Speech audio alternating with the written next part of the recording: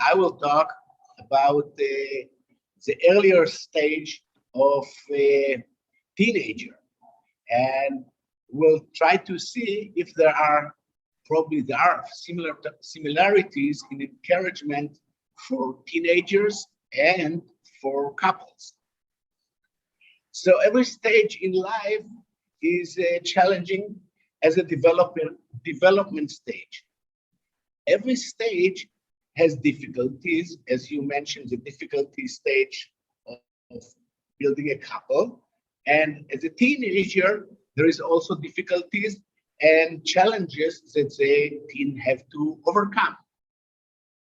In early childhood, the child learned to walk and to achieve other challenges, such as getting to objects that he wants, to communicate with people around him, and the motivation to overcome the obstacles in his way is natural by being a human being.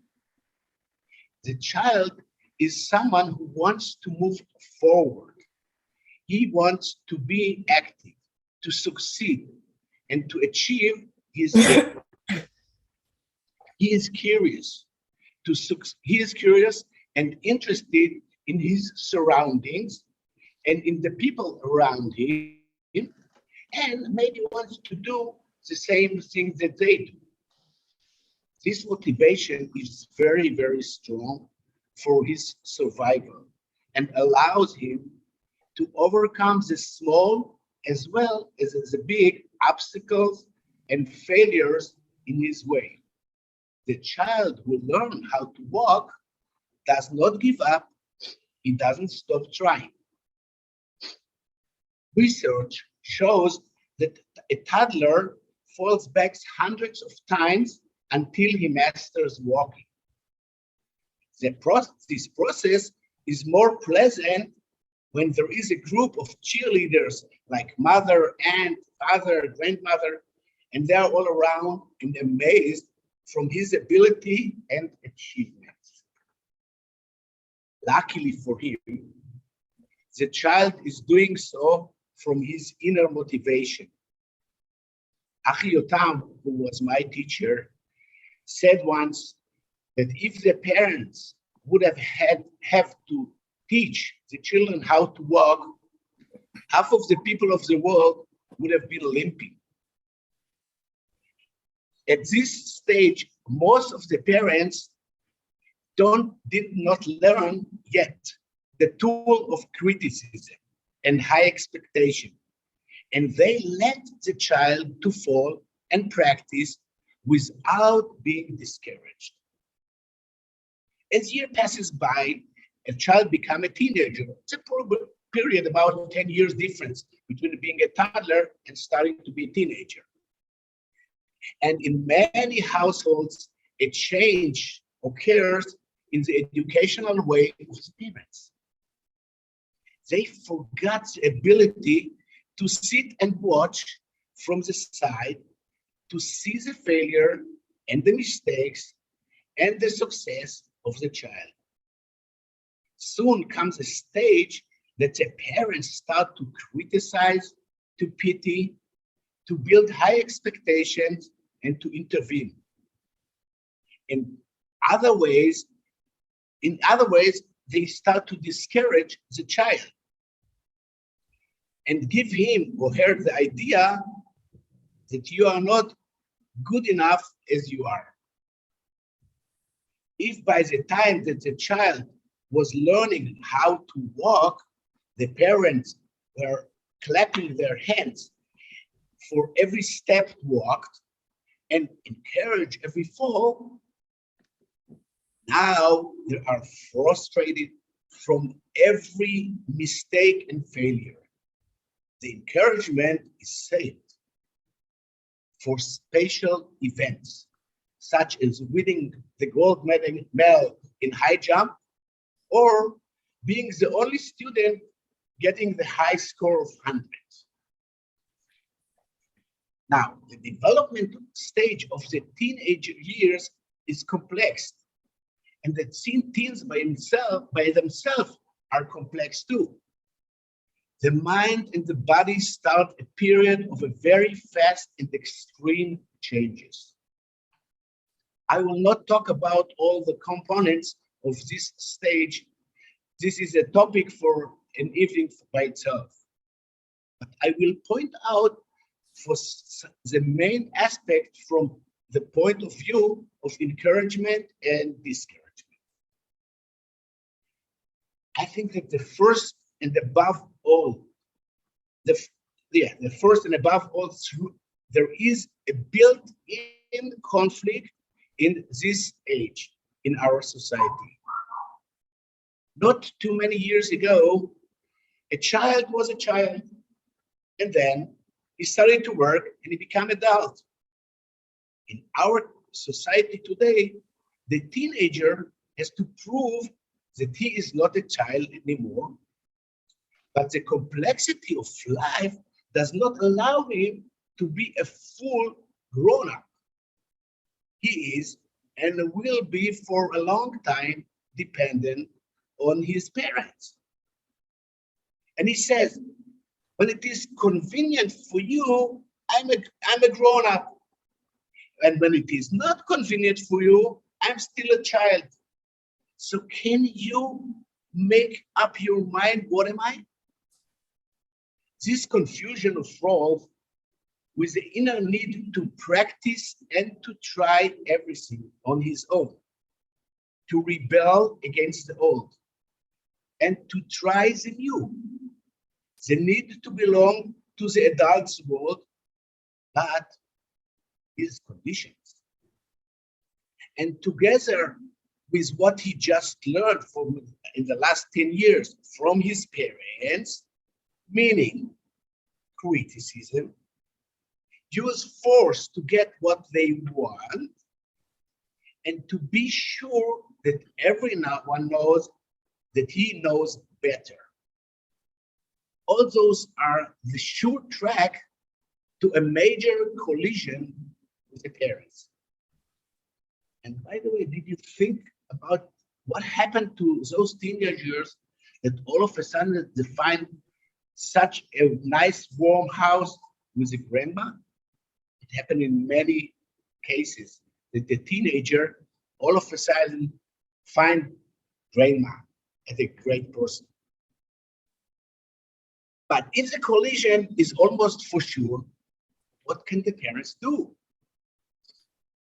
As I learned from the great masters in Israel, Rachel Shifron and Zivit and Yoav and many others, it is better to start with what not to do, to start to get rid of the habits and the ways that causing damage and discouragement.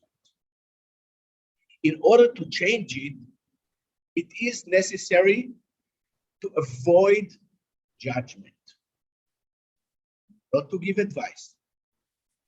That is not to give advice that are not requested, and not to know everything better, like many parents do. And on examples of how parents was, to give examples of how the parents was when he or she was a teenager. So how could those teenagers learn what to do? We can start to answer this question when we will have a listener. Criticism, judgment, and giving unasked advice do not create good communication. So what can we do? First of all, to understand the characteristics of this age. To understand the difficulties of this age. And to realize that it is not the same way that when we went through those years. To understand the hesitation and to understand the specific sets of values that our teenager has created. It's her own ideas. She got it from somewhere, but she built her own specific way of being a human being in this world. Yet, we have to remember that understanding does not mean that we agree with them. And there is a difference. Sometimes, many times, parents for teenagers forget the difference between I understand you, but I don't agree with you. And this is a major issue that if we understand it, we can already start to encourage. The second is to listen. Listening with sincere effort to understand the private logic of the young person, her needs and her wishes, and not looking for what is wrong with her logic. Listening is the opposite from explaining. It's the opposite from teaching and lecturing and nudging. Sometimes listening means driving in the car with your son for 2 hours and being quiet without asking questions. It's not easy. Life doesn't have to be easy. The third is accepting her as she is. And that can be very difficult. But accepting a person as she is or as he is very difficult, but it is crucial for encouraging. It's the same like what Zivit you said about encouraging in couple. First, you have to give them the feeling that you accept them as they are. If they are fighting, they are fighting. If they don't fight, they don't fight. But you accept them as they are, and that's it's a precondition even to start to encourage. So how do we encourage teenagers?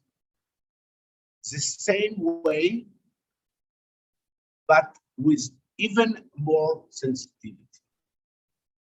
As I mentioned before, listening with all our attention. And when there is an opportunity, and we have to wait for this opportunity, then we can share with them. After building trust, because in many cases, there is a mistrust between the parents and the young adults. Showing a true interest in them, interest in what they are doing, interest in what they think, interest in their opinions. And you'll find it really surprising that when you show an interest in a person, especially if it's your teenager at home, all of a sudden you meet a partner. And then there is a good chance that they will feel important and that their self-esteem will be rising. So after laying down this foundation, and sometime when it is appropriate, we ask them if they want to hear something about ourselves. Then I recommend, before starting to share with young people, to get an idea if she is interested and willing to listen. Sometimes they are not willing and not ready to listen to other people, even if they are their parents. So we have to see that they are ready to listen and to ask their permission. Do you want to listen what I have to say? And if she said, forget it. At that moment, I will forget it. If it's not something crucial for life and security, then I will forget it for the moment. I will not give up. I will try again. I remember that I learned how to walk, so I never gave up. So I will not give up in encouraging the teenager, but at the moment, I will leave her. And we will make sure that whatever concerns them, the teenager, and concerns the family, we will consult with them and will not decide for them. The teenagers, as I said before, are great partners. If we just give them the idea that we can rely on them, we will discover many opportunities for partnership in which they will feel respected and worthy. And a person that feels respected and worthy is encouraged and it was willing to make small changes in their life. And that's the whole thing what we want. And finally, when we do need help, we will ask for it. And we will not come with an order or demand. But there is a small tip for this asking for help. And it is essential condition in this word of asking for help. Before asking, we need to accept the possibility of the answer no. Or if we are not ready to get the no, don't ask. But the fact that acceptance of this term of no is in itself already encouraging. And there is a lot to learn about encouraging, especially encouraging teenagers. And maybe I can do more in a cast. This is about encouragement of elderly parents of adults by their children. I will, Theo, when he talked last month, mentioned that we should also teach what is not encouraging. Yoav also did that a bit, and what is discouraging, and I will also do some of this. I thought it was a very important comment. When a child grows up and becomes an adult, his or her developmental task is to separate partly from his family of origin, create his own family, and establish a new kind of relationship with his or her parents. In terms of give and get, there should be a shift, sometimes quick, sometimes slow, but mostly from, or only from being on the getting side, moving to the direction where give and get are equal, I would say so. This transformation is not simple and not easy for the children, and often also not at all easy for the parents. But there's a point in which the switch does happen. And this is the point I want to talk about here. Sometimes, suddenly, and sometimes gradually, it happens when the parent becomes ill, handicapped, or just old in a visible way. At this point, it often happens that the children, due to the concrete facts, realize for the first time that their parents are actually old, relatively dependent, relatively helpless, and that they will eventually die. At this point, the change often occurs and the children relate to the parents in a new way. Considerate, willing to help, willing to spend time with or for the parents. In short, they take the position of a caring human being to another human being that they love. This is very nice, only it often involves discouraging behavior. What I mean is they start patronizing the parents.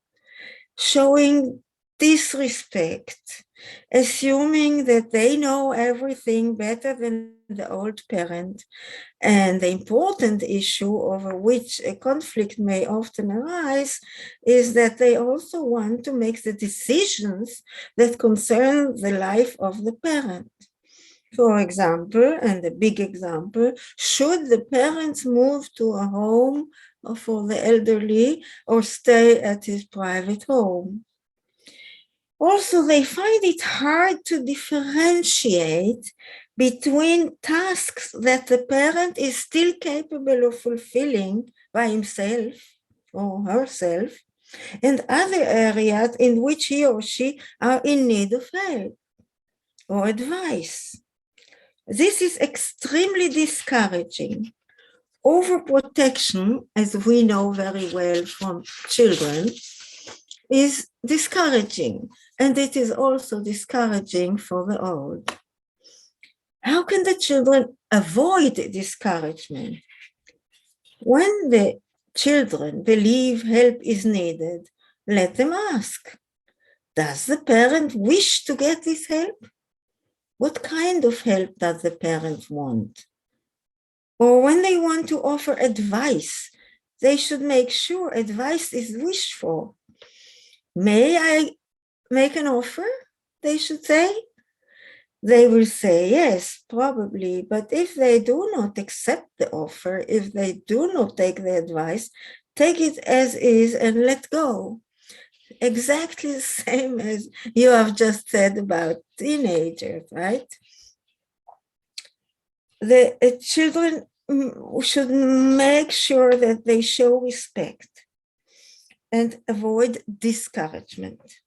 How can they encourage the parents? What would be considered encouragement in this situation?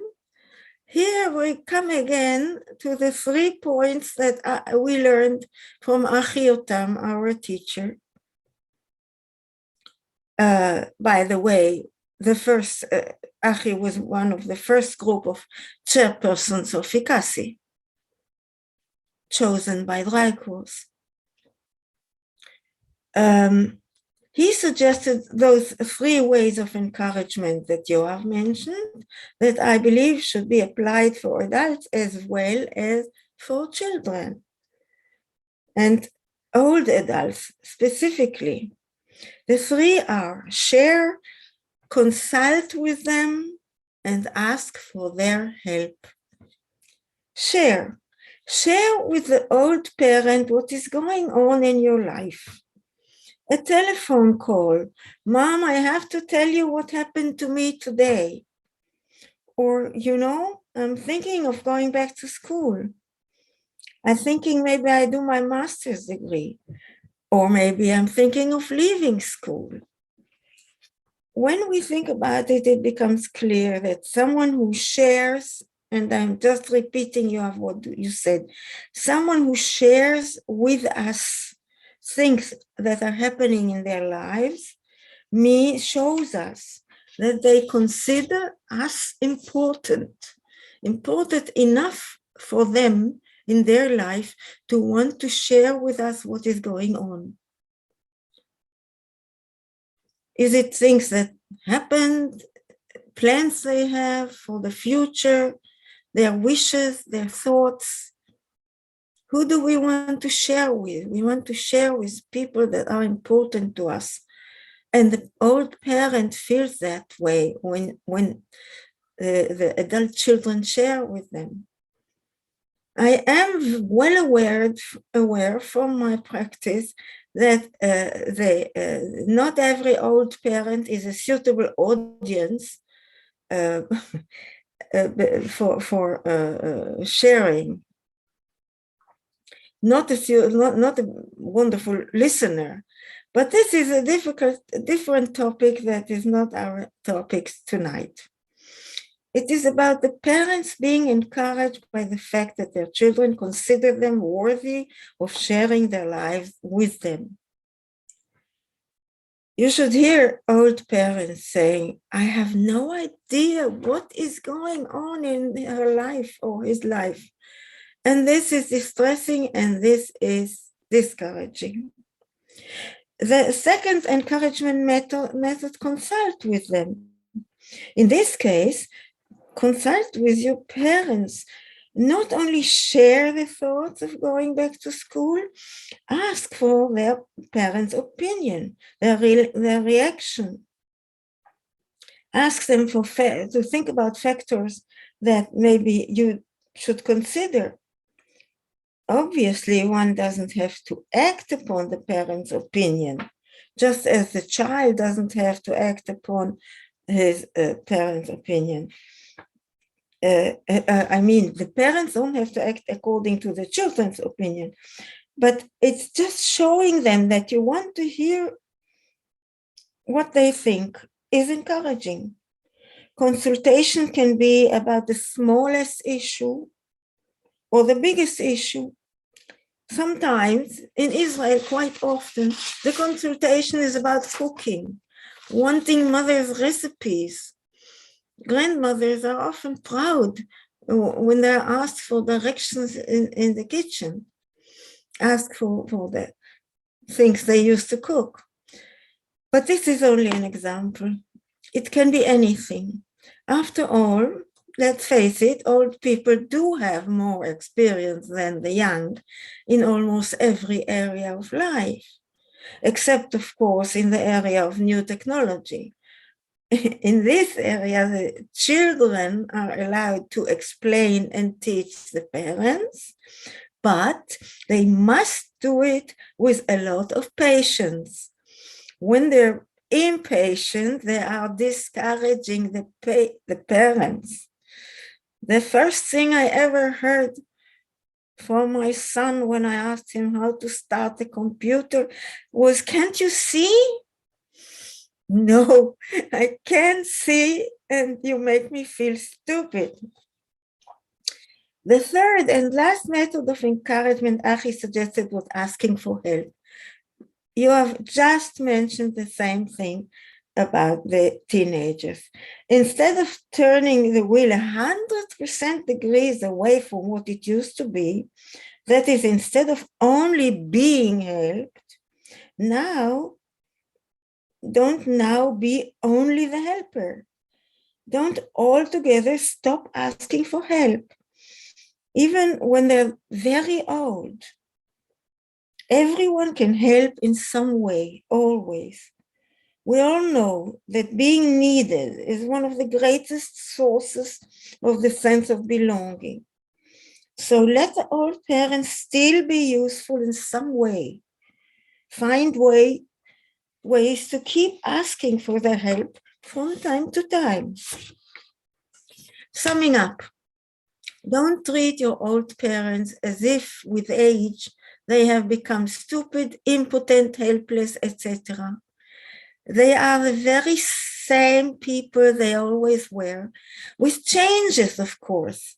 Perhaps they did lose some of their abilities, some physical abilities or cognitive abilities, yet they did not lose them all.